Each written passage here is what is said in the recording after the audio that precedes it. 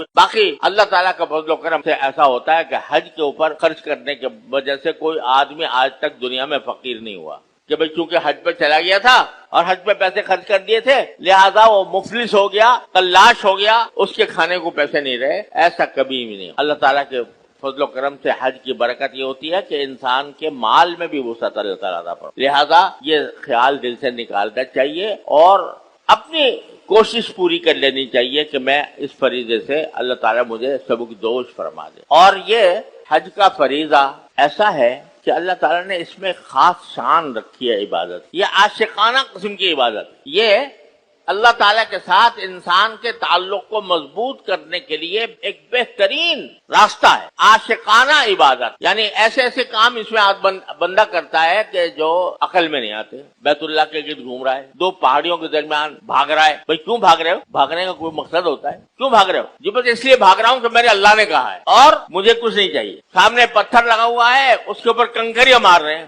بھئی کنکریاں کیوں مار رہے ہو؟ باقاعدہ اس کے لیے اہتمام کر کے مزدلفہ سے کنکریوں کا گٹھا جمع کیا جاتا ہے تاکہ وہاں سے جا کر ماریں گے۔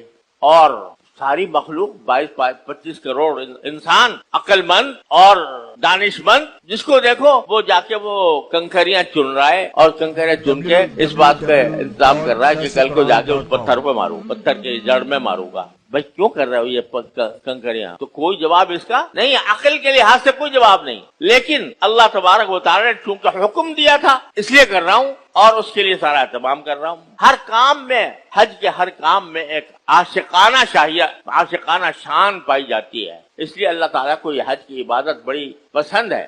اور حدیث میں آتا ہے کہ من حج فلم یرفث ولم یفسق رجع کیوم ولدتہ امہ او کما قال صلی اللہ علیہ وسلم۔ جو شخص حج کرے اور اس حج کے اندر کوئی فحش کام نہ کرے اور کوئی گناہ کا کام نہ کرے تو واپس جب آئے گا تو ایسا پاک ہو کر آئے گا جیسا کہ آج اس کی ماں نے اس کو پیدا کیا۔ جب بندہ ماں کے پیٹ سے پیدا ہوتا ہے تو اس کا اعمال نامہ بالکل سادہ ہوتا ہے، اس پر کوئی گناہ کا دھبا نہیں ہوتا۔ حج کرنے کے بعد نبی کریم صلی اللہ علیہ وسلم فرماتے ہیں کہ انسان کا سارا نامہ اعمال جو ہے وہ بالکل سادہ ہو جاتا ہے جیسے اس نے کچھ گناہ کیا ہی نہیں تھا۔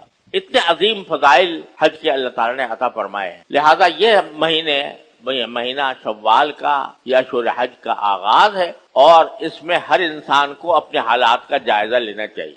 جو معیار میں نے بتایا ہے اس معیار کے مطابق اگر حج انسان کے ذمہ فرض ہو گیا ہے تو بس پہلا کام اس کا یہ ہونا چاہیے کہ میں جلد از جلد اس فریضے کو ادا کرنے کے لیے کوشش